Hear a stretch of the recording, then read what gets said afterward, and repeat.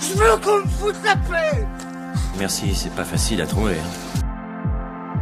Vous avez un emploi, monsieur Lebowski? Super, monsieur. Super. Pour le cinéma, monsieur Leblanc, pour le grand écran, pas pour la petite lucarne. L'heure, c'est l'heure. C'est l'heure du... Critique du cinéma. Quand le cinéma vous veut du mal, il devrait appeler Harry.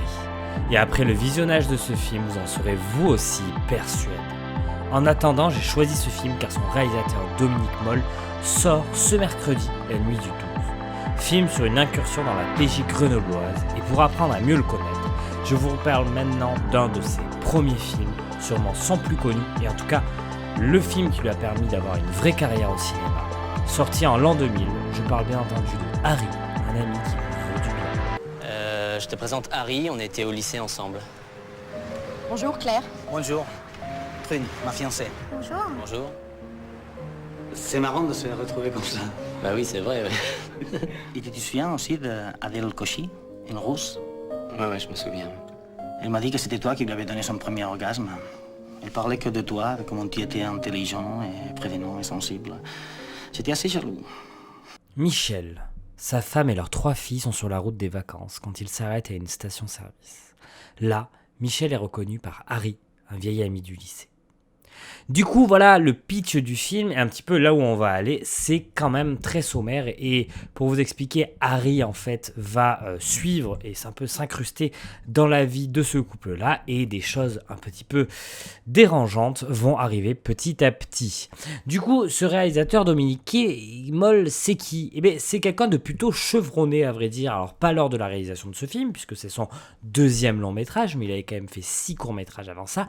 Mais actuellement, on parle de son 7e long-métrage sorti ce mercredi avec La fille du 12 et 2 séries télévisées, dont une pour Arte qui est assez sympathique et qui s'appelle Eden.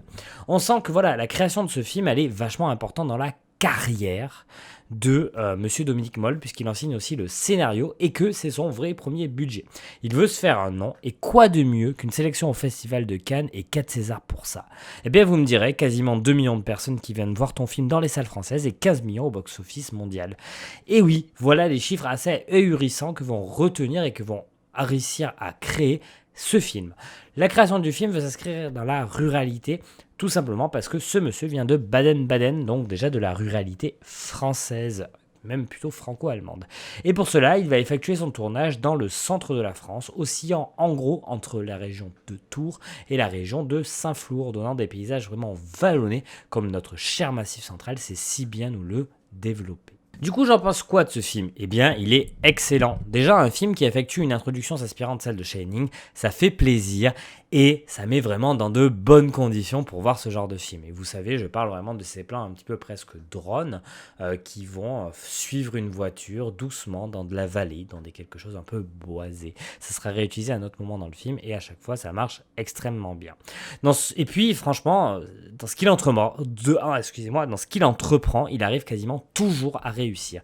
Et c'est surtout grâce à une ambiance générale du film qui est parfaitement maîtrisée. Le tout vient d'entrer se mettre en place et le thriller donne petit à petit sa pleine mesure. Cela prend son temps, c'est doux, mais toujours intéressant et plein de petites choses viennent s'ajouter pour donner une véritable ambiance effrayante. On passe clairement d'un film, une comédie de mœurs, à un véritable film quasiment horrifique. La manière de filmer la maison, la manière de faire évoluer le personnage d'Harry, où il prend de plus en plus de place dans le cadre, la lumière qui vient peu à peu s'atténuer et jouer de plus en plus sur les ombres, la légère musique qui vient des fois à contre-courant pour souligner un petit peu la gêne occasionnée par tout ça. Et bien tout ça, ça vient nous oppresser toujours un peu plus et le spectateur se referme dans le spectre autour de cette famille, le spectre qui s'appelle Harry. Le tout pour nous enivrer et emmener le spectateur à un final clairement excitant et une des meilleures ambiances du cinéma français de ces dernières années. Clairement, c'est assez hallucinant.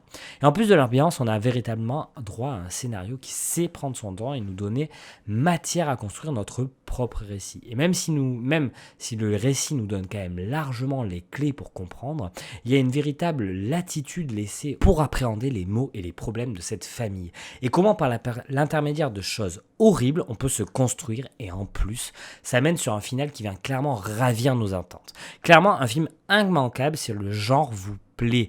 Bien entendu, on parle de ce genre un petit peu de palmiesque ou Hitchcockien en termes de style, hein, une espèce de thriller qui vient d'une situation extrêmement simple, extrêmement banale, nous donner quelque chose de beaucoup plus grandiloquent.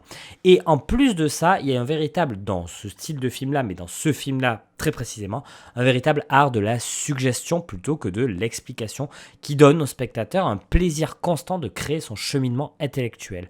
Dans les grosses lignes, Harry, un ami qui vous veut du bien, c'est avant tout un modèle de scénario. Et l'idée dans ce scénario, qui est pour moi la meilleure, c'est d'alterner les points de vue et la psychologie des deux personnages, les faire se fracasser l'un contre l'autre. Je parle bien entendu de Michel, le père de famille, et de Harry.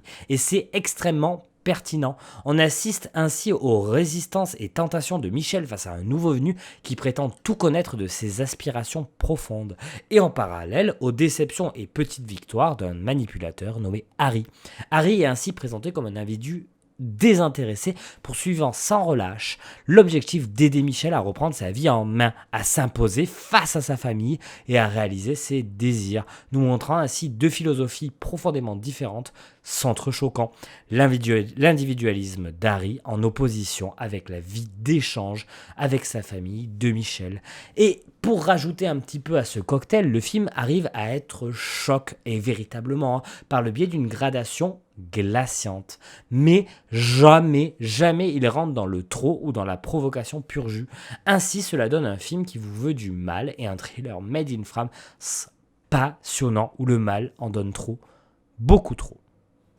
En plus de ça, la réalisation assez simple et extrêmement efficace. Elle laisse pleinement le récit s'écrire devant nos yeux, c'est inventif et surtout, ça laisse beaucoup de place au récit et aux acteurs. Et sincèrement, le récit et les acteurs sont la principale attraction du film. Et bordel, ça le rend sacrément efficace. Et on utilise trop souvent ce terme efficace dans le cinéma, mais là, j'ai du mal à dire autrement que ça. C'est extrêmement efficace. On passe forcément aussi au montage qui laisse quasiment parfaitement le temps à chaque scène de briller, et c'est en tout cas un excellent travail de timing pour créer la gêne, l'excitation et bien entendu l'effroi. Comme je le dis, c'est le jeu des acteurs qui ont beaucoup d'espace pour créer, et ça se sent, et cela donne énormément de profondeur et d'intérêt au récit. Clairement, une des meilleures partitions de Ludivine Sagnier que j'ai vues de ma vie, et un tout qui est globalement extrêmement bon. On y croit véritablement, et c'est très fort.